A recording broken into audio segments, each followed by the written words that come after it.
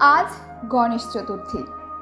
গণেশ চতুর্থী উপলক্ষে শিলিগুড়ির রামকৃষ্ণ মিশনে আয়োজিত গণেশ পুজোয় যোগ দিলেন Siliguri police commissioner C Sudhakar ও শিলিগুড়ি পুর নিগমের মেয়র গৌতম দেব।